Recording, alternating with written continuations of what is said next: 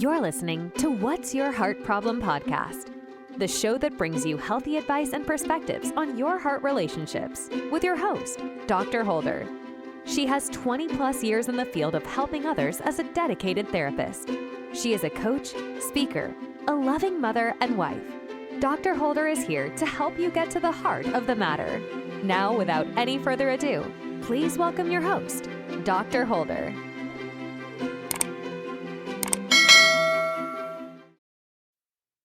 Good day, everyone.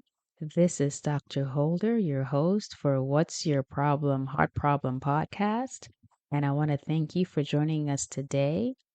I want to give a special thank you to our sponsor, BioLife Pathways Counseling Services, where counseling is provided to individuals, couples, and families. Give them a call or text them at 571-946-8115 to schedule an appointment.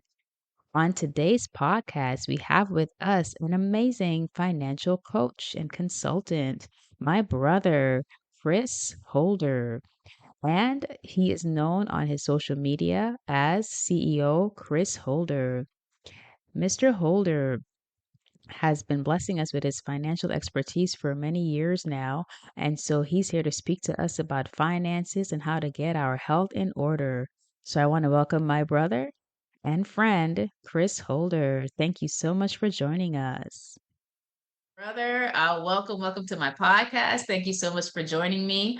My podcast is basically about, transitioning from toxic mindsets, relationships, any kind of things that's, not good that you're thinking of, like, or you're doing right now, transitioning it to a better situation. And so today I wanted to talk about finances, because not everybody, is great with their finances. And since you are, and I know you are, the financial coach, consultant, wealth builder, all of the things. I just wanted to get your nuggets on finances and just really talking about that and going from there. So I just want to welcome CEO Chris Holder to my pod. Thank you so much for joining me, Mr. Holder. And I just wanted to say thank you so much for all that you do for those that know you and those that don't. So, all righty. How are you doing today? I'm doing great. Glad to be here. Looking forward to spending some time with you to talk about money and whatever else. Yeah. No, thank you. The first question I even have to ask is, when did you feel or think that you were going to be a financial something? Because I know before you would be doing just different things, sales, just different things, but not specifically financials, And so when was the turn for you when you were like, okay, I'm going to be doing this money thing to help people? And I've always spoke about money. I think I was 10, 11, whenever I started doing accounting with mom. When she used to have me do the bank reconciliation, I realized I was good with numbers. And as I started doing, I understood the difference with assets and liabilities early because I was doing those numbers with her. So I guess you can say it became second nature to me. And then I started looking at the world differently as I started looking at numbers. So obviously now I'm doing bank reconciliation for churches. I'm 12, so I'm looking at what, when I see certain bills and mom explaining to me like, no, you're not supposed to have that as a bill, or you're not supposed to have that under your business. And she would just talk to me and I'm like, well, that's the case. And that's the case. And it started made me think about people. It took the veil off early for me about people who I thought were wealthy when I started doing taxes. I think if you're an accountant, you look at the world differently because you see the truth, right? Yes. You could be working with someone and on TV, they're a billionaire and and the accountant's like, nah, they're more like 273 million. Like they're, because so you won't, you'll always be put in a position where the numbers speak for you. So yes, I would say specifically to the question, I would say as early as 11, 12, because then if you remember, I started doing those sessions at the church, those church groups. I had ESSA. I don't know if you remember. I do not recall. You need to put me up on game. So I was, when mom was at church, I would always do, while she was doing the accounting for when she was at People's Cathedral, I would have meetings with my friends at the school. So we'd be talking about, I would watch like the Dave Ramsey videos. Mom would give me Dave Ramsey videos to watch just to keep me busy. But I would take that information and I would share it with the couple friends. So Mass, Tyrone, Ryan, all those kids that I grew up with, I would say, hey, I got a meeting. Our group was called SBC, right? So that was like what it was based off. That was like my first company, if you will. Wow, I did not know that. And then SMM started back then. That was incorporated back then. Okay, I remember that So one. the same company that I have Not- now, that incorporation has been around for that many years now. So since you were, how old were you? Since you were, I what was the about hell? 12. I would say, so to your question is, when did I know I was going to be doing money? I say 12 because mom gave me a career. Wow.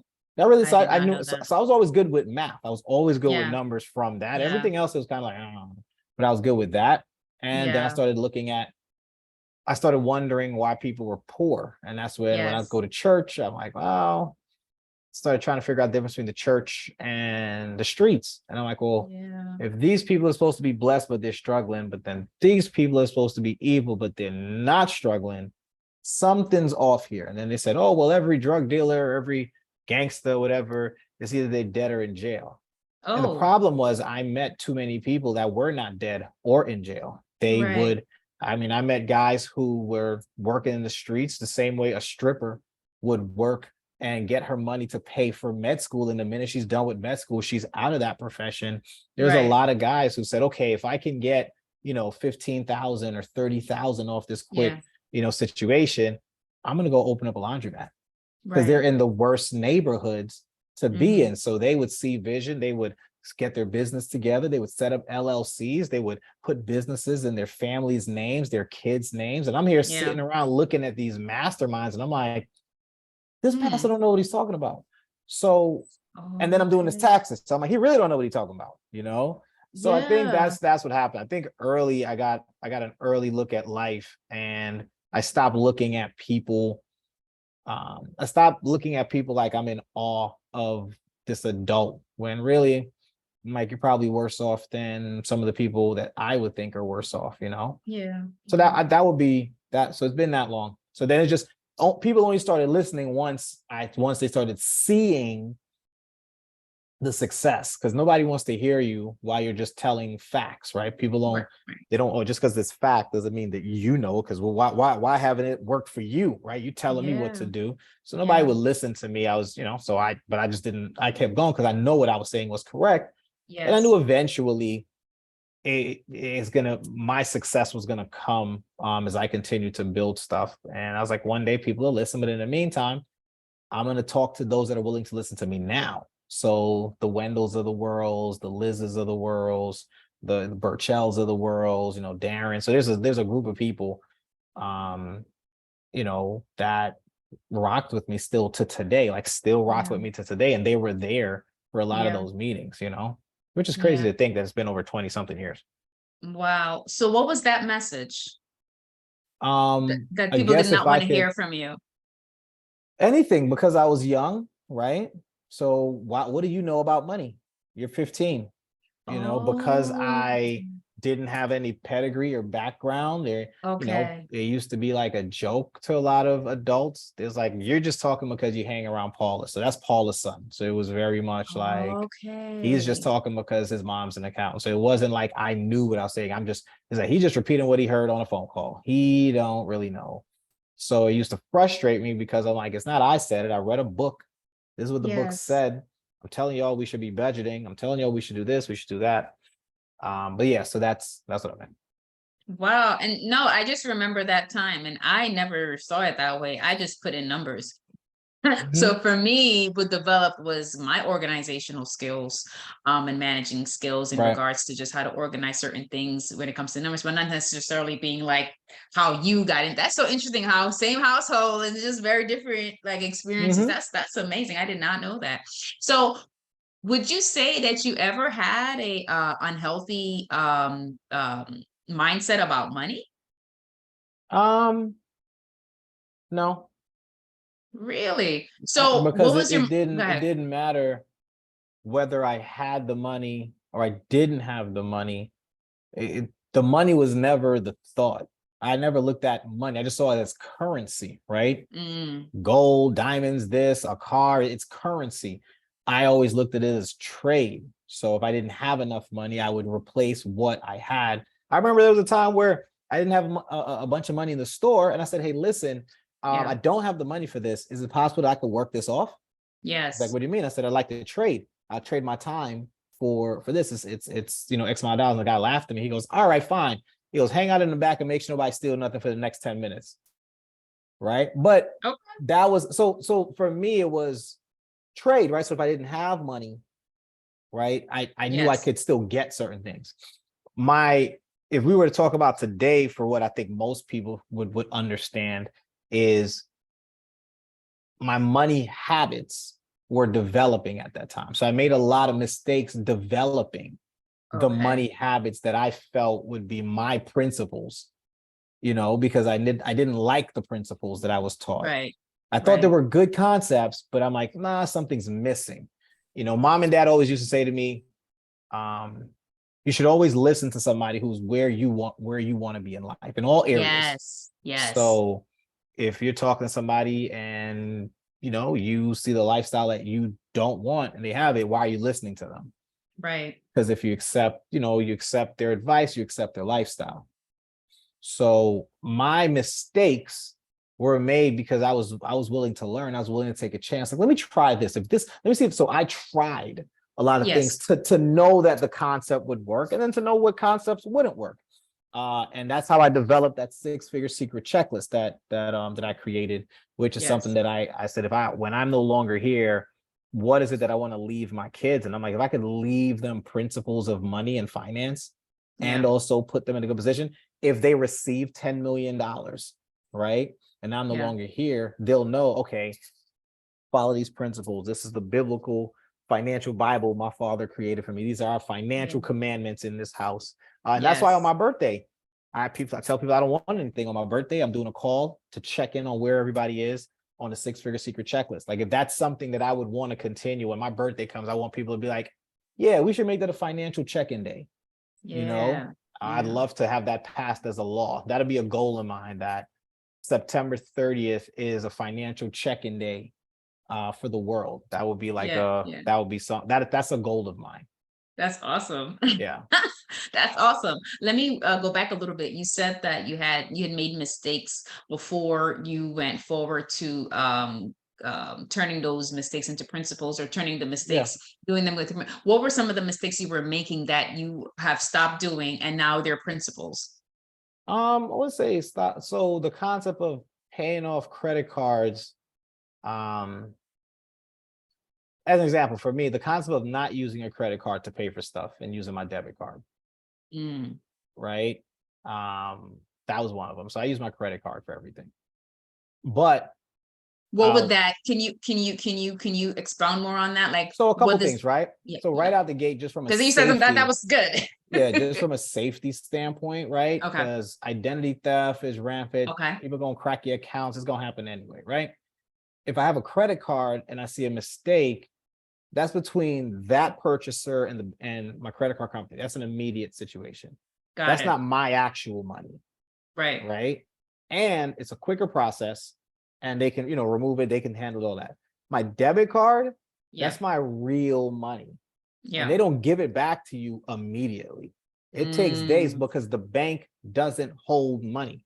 Right. So our money, when we put it in the bank, is not our own. It's theirs. They do a whole bunch of stuff with it. That's why you can't just walk into the bank today. Just walk into any bank, say, hey, let me get 100,000 cash. Need that out. They're like, no, we need a week. No, we need some time. We don't have nothing in here for you. Your money's being used somewhere else, right? But people don't realize that. Another reason why I choose to use a credit card over the debit card, and I'm talking about initial purchase, is I do pay attention to points. I'm going to buy this stuff anyway, right? I'm going to pay attention to points. It allows for me and my family to fly first class. It allows us to skip lines by getting those advanced, things. We get cash back on everything. And for me, it's like I'm spending it anyway. So the minute I spend it, right? So like right now, it's a $1,700 thing. Jahira wants to do for one of the for the apartment, right? So I said that's a great, she's gonna hook it up and everything. $1,700. I'm not paying that on my debit card. And that's your wife. That's your beautiful wife, Jahira. Hey. For those that don't know. So for me, I'm like, hey, let me make sure that I clear it off this other credit card that I have that's under my business, not under my personal. So it's not going to impact my credit score. Yeah. But I'm going to get the reward points from the card. But then also I'm going to pay it off right after it posts. Right. As soon as it posts, I'm paying it right off. I'm just trying to get the points and the benefits and whatever. So on each of my cards, I think right now, if I add up all my points in total with my cards, I have over 1 million reward points. I bet. So it's like whether so what I'm saying is that's one of the things I learned. How did I learn that? I had to go through credit card fraud, going through accounts being frozen for random stuff, certain charges. You're not checking your bank account the same way you would check a credit card, because your credit card, it's set up a certain way. It's a lot easier to read. I know people may not believe that, but it's a lot easier to read. And it's a lot easier to get in contact with your credit card customer service than your bank customer service. The credit card people, they'll go through your, hey, can you find all the posts and they're happy about it. And then if you have one of the more premier cards, you got a concierge service. Yes, that's willing to break it down for you. So for me, I'm like, I would rather bank this way. I like this form of banking. And the funny part was when I started recognizing that I didn't need to bank and save money in the bank anymore. That part was like, well, why my money in the bank? I'm getting $0 on it. My credit card company at the time is offering me 3.5 savings account. So I'm like, wait a minute. So American Express, I'm just one of the cards. American Express had a savings account before a high yield savings account before anybody else. It just wasn't online. It was a bank.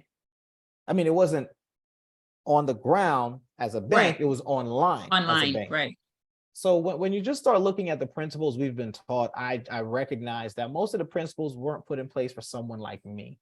The United States and its principles weren't put in place for someone like me to win, because it wasn't based off my family situation when they established how money was going to work. Not in a bad way, just like if I went to Portugal, if I went to any part of the world, what they based their concept of money on wasn't based off Chris Holder. You know what I'm saying? In my background, it was based off whoever was there, however many hundreds of years ago.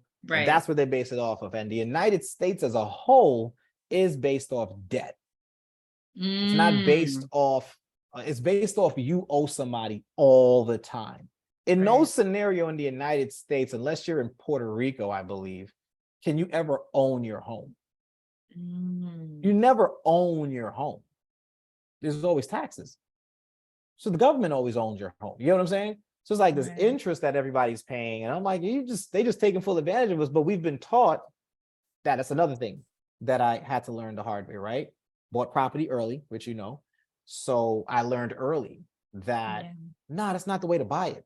Here's how you should have did it. I'm like, oh, why didn't anybody teach me about hard money lending? Why didn't anybody teach me about so it's like all these little things is like, but it's right there. It's not like complicated. So those are some of the things, man, that I would say I learned during that period. Obviously learning to do my own taxes was big because that helped me budget. So learning to budget was big because I know how much I had going out. I knew how much I had coming in. Whatever was left, I said, this is what I got to build my financial future, this great future I'm going to have. I want to build it off of these couple dollars. And I made a lot of mistakes to get to that point, but yeah. Wow, that's amazing. Thank you for your story with that. And so what are some of the tips that you can share with the viewers that can help them, I don't know if this is a jump, but build wealth or save? Let's start. So is there a difference? Is there a difference between saving and building wealth? Yeah. If you're saving, you're not building. You're so good. So hold on, wait. Hold, no, thank you. So 2 questions then. Thank you, because I needed to get that question answered. So can you give me tips on how to save and then tips on how to build wealth? Yeah, savings, first things first for people, especially today. So if somebody's watching this year, I can't speak to 2 years or 3 years from now if you watch it, but specifically during this time, if you have money in the bank, any money in your savings account, and you're not getting at least 3 to 4 to 5% on that money, you're a consumer. You're just being taken advantage of. The banks are giving you money. So first thing I would do is I would take the money out of a savings account and put it into a high yield savings account, probably an online savings account that's paying you 3, 4, 5% on the money sitting there. Use the example of someone who has $100,000 right now. They just have it sitting in the bank. Well, if you take that same $100,000 and the bank is paying you 5% on that money, well, then you just made $5,000 this year and did absolutely nothing. Now, let's just take that concept for the next 10 years. How long have you had a savings account? Most people have had a savings account for at least 10 years. But right. And I'm not saying, I'm just using 100,000. People can put whatever number they want. But the idea of it is, so if I took the same number and I just left it in a savings account with what they're paying me on interest right now, in the next 10 years, I would have made 50% return on my savings account. Now, it'll be more than 50% because compound interest. So that's a version of savings while building wealth. That's a combo situation, right? You're building something while saving because you're afraid to invest. You get it? I'm afraid to do anything with this. I'm terrified. Okay, then don't not use the right information. Right. The next thing when it comes to savings, and this is a big one, is I learned not to live on 100% of the money that I see coming in. Okay. That's the biggest issue I've seen with most people as I sit down and I have consultation sessions with people is I ask this question. I go, how much do you make a month? If you make $10,000 a month, your answer should really be, I make $8,000 a month. So you know the number that you make every month, but you don't want to have the mentality that I have $10,000. Okay. The mentality is I have $8,000. Okay. How am I going to survive on $8,000? You live within the 8,000. You save, you pay bills, you do every single thing you would do with that 8,000. And that 2,000 at the end of the month, we're going to see what area of your life needs the most support to build up that cash. So that 20% becomes your catch-up money because most people are very behind in all areas. So we would say, okay, let's say you had a credit card. Yeah. You saved up the extra money to pay it and you do everything with the 80. Now imagine at the end of the month, you got extra $2,000 to add to what it is that you were already going to put. So now let's say you're going to put down let's say you're going to put down $700 because that's what you had left over. But that credit card was interrupting some of the things you were doing. Boom. Now you got $2,700 to put down on that card because you're not doing it at 100%. Now somebody said, well, Chris, I'm upside down right now. My bills are $12,000 a month. Ooh. But I'm making $10,000. I can't do that right now. Wrong. It's a mentality. Whether you have it or not, your relationship with money is going to be the key to how much more you get. So how do you work that out? You have to find a hustle. Okay. Now you have to do the same 20-25%, and then you have to develop a hustle, find a hustle, create a skill. There's so many things you can do online to make money. Like it's not like it was before. You can find something. And 20-25% of you saving that. That's what you mean. Yeah. So at the end of the month. Now remember, you're just taking it off top. Yes. Not your savings. It's not anything until you get to the end of the month. Let's say now you paid off all your bills, you have no debt. Well, what does that 20-25% go to? Well, do you have 1 year put aside of your lifestyle expenses? If the answer is no, well, boom, that's the next task. You want to make sure you're covered for a year, right? Now, let's say you're covered for a year, right? Yeah. Now you're going to take that. Well, what's going on with your retirement? You look at your age, and let me just write on Google, how much should you have saved by this age right now? It's literally listed there. You can just break it down, and it'll say if you are, 50 years of age, and starting from the age of 25, every year, you can go through how much money you were supposed to save each year based on your income that year. You can come up with your total, and then you're going to say, this is what I should have had saved. Here's where I am today. That discrepancy is now where that money goes because you got to catch up. Okay. Now, if you're doing all this, it's not interrupting your trips. It's not interrupting you buying stuff. It doesn't change. So you're living your life. Remember, you're doing everything with that 8,000 in this example. Or whatever the number is, but that's a big principle. Stop living at 100% of your income. Pick a number, 5%, 2%, but you got to start somewhere. And then the goal is eventually, as you start seeing you have extra, hey, maybe now I can live on 70% of my income. Hey, maybe Okay. now I can live on 60% of my income. Hey, you see what I'm saying? Like, get excited. Here's what I try to tell people: get excited about one day looking at your bank account and seeing $100,000 in there that doesn't have a purpose.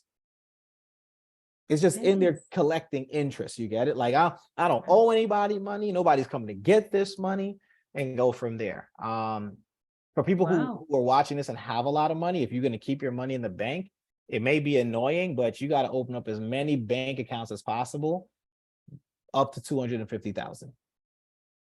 Because Really? that's as What's the much as the purpose bank. of that? Well, because the bank only insures you up to 250,000. Remember, like 2 or 3 months ago, there was that bank run.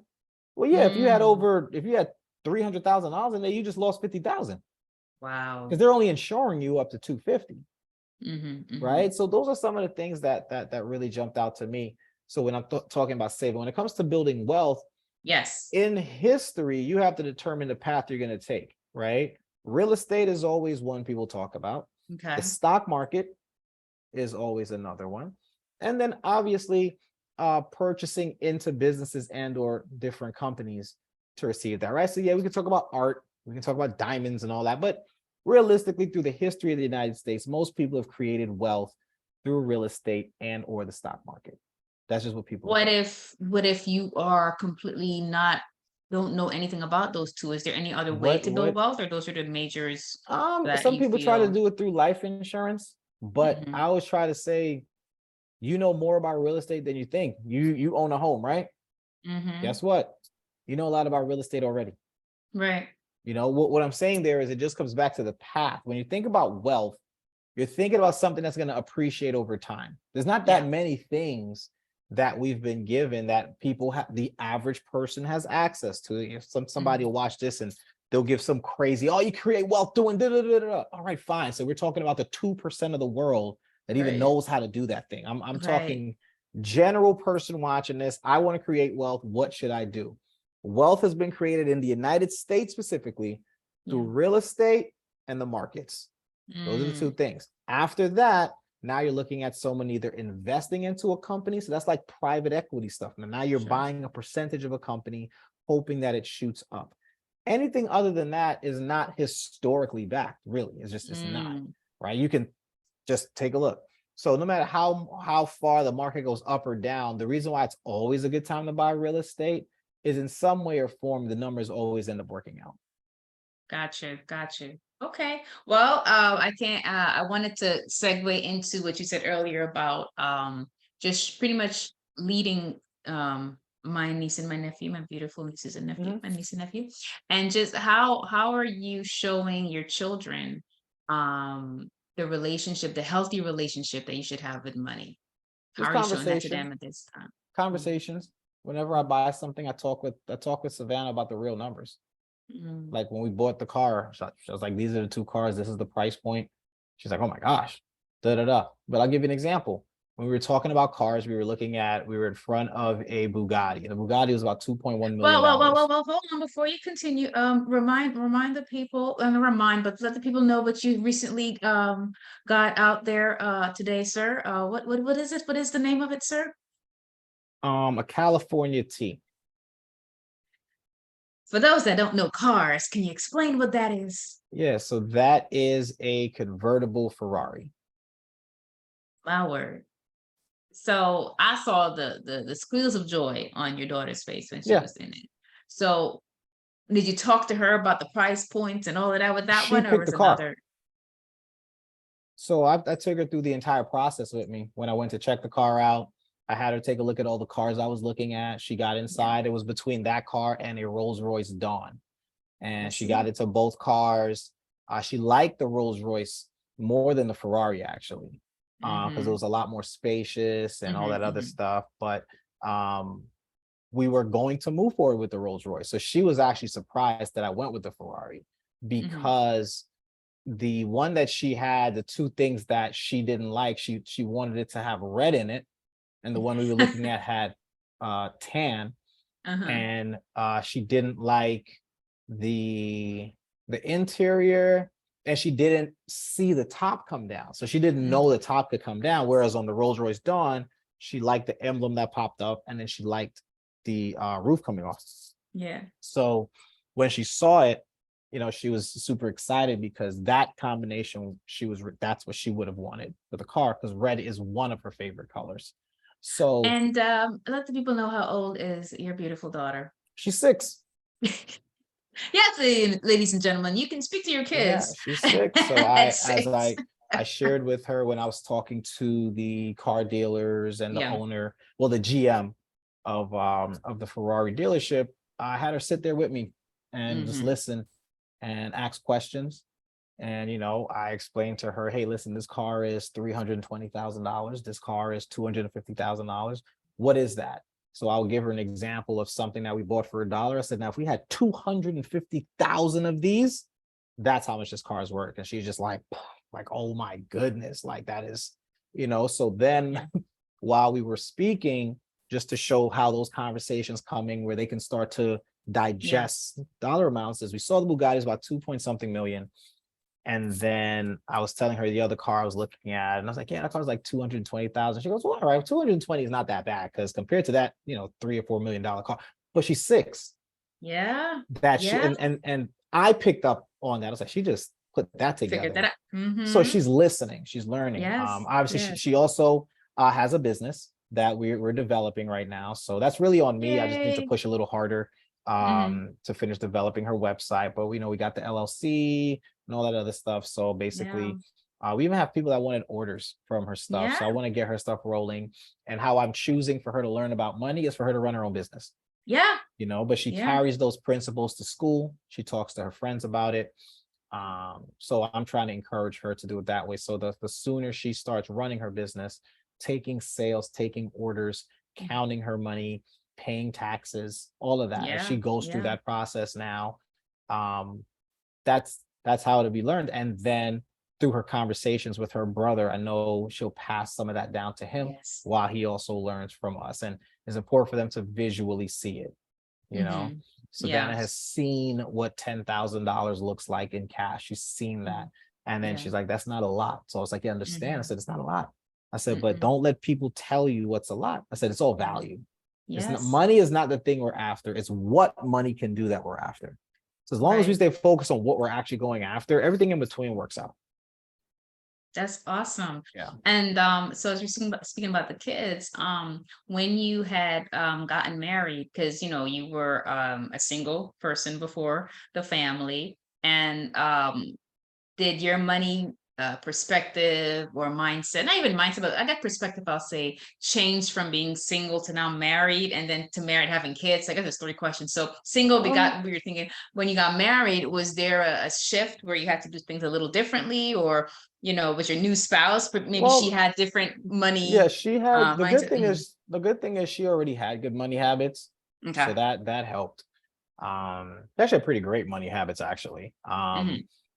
But she wasn't a risk taker to grow that money, right? I would Okay. say Okay. she did everything by the book, Okay. right? So whatever that book is that they say, do this by this age, do this, get a job, do this, you'll have this in Yeah. retirement. That Yeah. whole book, check. You get what I'm Yeah. saying? Yeah. Had her place, had her luxury vehicle for her that she enjoyed, you see what I'm saying? Very Yes. by the book. So when we decided to get married, one of the things that we did, which was our first real thing we attacked together, funny enough, was our wedding. We didn't want to put it Yeah. on credit or anything. It was like, we're going to pay this thing off. Mhm. So during that time, we hustled, right? Yeah. Yeah. Hustle, paid. And then that made us start thinking about concepts like, hey, I can cover all the bills right now. So how about I cover all the bills, and then the bulk of your money can go towards this, you know? And then this. So we've had great conversations about money. We've had Yeah. some tough conversations about Yeah. money. You start Yeah. understanding, you know, egos can get involved. Yeah. You can feel like you're being attacked. You could feel Mhm. like your value's not there. You could feel Mhm. like this person's telling you something, and you're like, nah, but you're not doing this. It gets real crazy. Mhm. I always say it's not what you say, it's how you say it. Mhm. So for me, a lot of the changes, we change money stuff all the time. We sit down and talk about it. You know, Yeah. hey, here's what the numbers look like. Here's some of the issues. Here's some of this. Here's some of this. Here's some of this. If something were to happen, what's our backup plan? Yeah. Yeah. If we had to what do we do? Where do we go? Yeah. Okay, great. So I would say a lot changed because obviously with the kids now, there's new expenses they didn't have before. Childcare is basically rents and mortgages if you think about it. Childcare could be a bit So much. if you could barely afford your mortgage, then you've got to now pay 2 more mortgages now. Where does that money come from? But I'm happy that we chose to homeschool and really work with our kids and find people that wanted to create a pod where we can continue passing that stuff on. So yeah, so things changed, but a lot of the principles stayed the same. Yeah. And like I said, having a partner that had good money habits already re-encouraged me to stay on top of certain things. But it's like, well, if she's going to check the numbers, I can't take too much of a risk without having a conversation because she hasn't risked money the way I've risked it to learn. Right. She's like, I want to learn. I learn from somebody else, not my own bank account. So Gotcha. So Mr. Financial Coach Consultant Guy, what do you do for fun? What is it that, what did you say? I drive my cars. That's one. Second thing I do, I play basketball. Can you let the viewers know the cars that you have that you play with, that you drive? Yeah, I have my 2001 Jaguar S-Type, which is basically just about fully restored. We're almost done there. I have a convertible Lamborghini Gallardo, which is been wrapped, new exhaust, just a beautiful situation. I have my Maserati Gran Turismo MC, which is probably the best sounding V8 car out there, in my opinion. We have the Ferrari California T. We just got that. And then we have the Tesla Model Y Performance as well. So those are currently all the cars that are in the fleet right now. You drive your cars for fun. Anything else? Yep, drive my cars for fun. Play basketball. I still am able to do that, so I do enjoy that. That's my outlet. And then honestly, the most fun I have is hanging with Jahaira when we get a chance to hang, and then the kids, they're hilarious. So the good thing is I get that every day. I always say like there's things you get in moments, but if you can't get excited about the everyday thing, that's no matter what, that's where people miss out. So for me, the most fun is figuring out what the kids are going to do today. What are they going to say today? Watching the development happen in front of me. And then with my wife, finding a show or two that we get to watch, talking about the future, talking about trips, talking about projects we're going to work on together. Those things make the difference. So those are the things that I do for fun to put that together. But yeah. How do you remain positive in that? And how do you keep a positive mindset in this climate, in this financial climate? It's just to know the climate. It's not a negative climate. It's not a positive climate. Life is more important than that, right? Like money it's the funniest thing. People are chasing money, and the bulk of them will never get it. Yeah. 330 something thousand people die every day. Every day. How many of those people died because of natural causes versus this versus that? You don't know. What you do know is that every day a lot of people leaving this earth, and I'm pretty sure on that deathbed and that last push, the last thing they were thinking about for most of them was how much money was in the bank. You know what they're thinking about? It was the memories they had, the families they've lost, just everything else. So money always takes care of itself. Always takes care of itself. So staying positive is just recognizing you want to stay in a place of gratitude that you woke up to get a fight again. As long as you can wake up and just recognize that we're playing Russian roulette every day.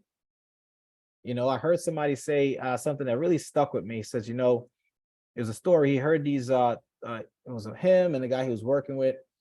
And he was telling the guy, like, hey, man, me and my wife got into a fight. And, we're not talking right now. I'll handle it when I get home. And the guy said, yeah. You say, who told you were making it home today? Right. Like, what made you think you were going to get home and have that conversation? You better call her now. Right. He says, who's saying she's coming home? Right. So because of that mentality, I stay in a place of gratitude for where I am, but I'm also in a place of it's a place of not holding on to things. I have no connection to things that are things in a way where I can't let it go, where my identity is wrapped up in these things, right? Right. They're here to have fun. They're here to do this, but that is as far as it goes because I'm so much more. Yeah. So people get wrapped up in that instead of being wrapped up in what impact are they looking to have while they're here. Because impact equals money. Yeah. Bigger Yeah. impact, bigger your bank account. Yeah. So you'll get to the numbers all the time. You'll get to the numbers, but it's just how you want to get there.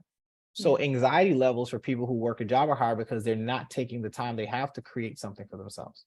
They're relying on someone. So you're now putting all your eggs in one basket. An entrepreneur is willing to do it for themselves. Now, the risk of that is depends on how good you are or not. That's going to create your anxiety levels. But then if you're not living at 100% of your income, you probably can change your situation a lot faster too. That's true too. So yeah. But the same thing I would say to those that have jobs, that if they were to live 80% of their income, they probably wouldn't be or have as anxiety as well, as much anxiety as those. Yeah, but we know most that's not people don't do that. It sounds good. You're saying majority of what you've seen. Yeah, 99% of what I've seen is people do not live below their means. Why do people need a car right now for $800 a month? Why do you need that car? That's true. Right? Why do you need that one? Especially for people in big cities that have public transportation. Good point. So we are a consumer-based society. I was gonna say that. So we are going to get the car. We are going to get the credit card. We are going, you see what I'm saying? We're gonna get the newest iPhone. We're gonna get the new, not me. I still got an Android from 2016 to 2017. It's working. Just fine. I'm not. So yeah. Wow. No, Chris, that's amazing. Thank you so much. It's so good that people know about finances because, one thing that I think you said, and I'm probably not saying it right, but you had me laughing, but it's so true. You were like, you said whenever you help couples with the finances, you said that, if their finances are not good, they ain't good. because the finances, it does help to make things a little bit easier because again, it's not about the money, it's about what it can do, what it can afford you to live a more peaceable life, more easier life, because you're it's the vehicle basically to that. And if you don't have that vehicle, you're kind of strapped or messed up in some way in arguing or small arguments and all of that. And I'm guessing you continue to see that because that was years ago. But I'm guessing as you help couples and singles and people that are needing your help for finances, you've seen that continue to happen. And most couples don't talk about money. What do you mean? Most couples don't really know what the other person is really doing. They don't really sit down and let's talk about the budget. And if you ask, your spouse, hey, can you just send me the budget? Can I see what we're spending for the month? Someone, why do you need to see the money? You're not paying this. You're not, that's my money. That's, hey, we thought we were on the same team. But it's across the board. Even in healthy relationships, people get caught up in this is mine. You don't need to do, it's like, hey, let's set a plan. Right. Wait, what is the plan here? You got to go back to the core. Like, wait, did I miss something? Are we working together? So for people not to have that and be honest, so yeah. I would say that that's very true. And I think that it's super important when you are a couple or just really your relationship with money to have that like open conversation about budgeting and all of that. And that's super, super cool. Does that, have you had moments where you have been counseling someone with their finances and it frustrated you? Or you just like, how do you handle when what you're saying is gold and they're just not, whether it's pride, ego, or whatever? Have you ever dealt with that? That's nothing to do with me. My job is to deliver information. Whether you take it or not has nothing to do with me. I'm not trying to sell you on saving your situation. I've sat down with clients recently and I said, hey, listen, your food budget for the month is $2,800. You got to cut that back. You don't need to eat out that much. Nah, man, I got to go. I got to do it. I'm not cutting that back. You cut something else. I'm not cutting back that food. I got to get out there. I got to see these people. Okay, cool. But what we cutting? I'm like, I don't know, your rent. You want to live in your car? He goes, I consider that. I'm like, bro, I'm not even taking you serious. So he's just, people just want to, this is how I want to do it. So my job is to say, here's the plan. When you're ready to work this plan, call me back because I can help you on this plan. This plan you got, I'm good. No parts of it. My word. Wow. Well, my brother, thank you so much. Of course. For doing this interview. Can you please let the people know about your book or books out you have? Yeah. And how they can reach you? Yeah, so just Google CEO Chris Holder or www.CEO Chris Holder. You can find me. That's pretty much my handle for everything. So whether that's on Instagram, Twitter, whatever, CEO Chris Holder. The $100 Million Run group is our community page. So that's just stuff that we have going on. You can learn from that. And the book is called Tips to Success on Amazon. Get the paperback, write a review. And then we also have the Quarterly Success Secrets book, where it's a book you purchase to help you maximize having a successful quarter and go from there. So yeah.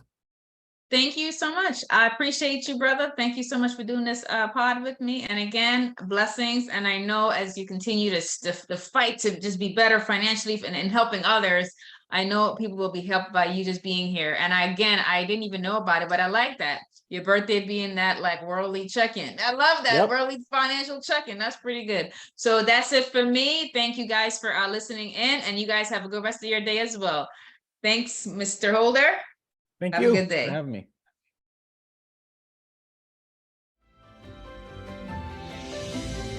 Thanks so much for tuning in to this episode of What's Your Heart Problem podcast. If you're enjoying the show or found value in what you've heard today, please feel free to rate, subscribe, and leave a review wherever you listen to your podcasts. That helps others find the show, and we greatly appreciate it. Once again, thanks for listening, and we hope you'll join us again next time in the next episode of What's Your Heart Problem podcast. See you then.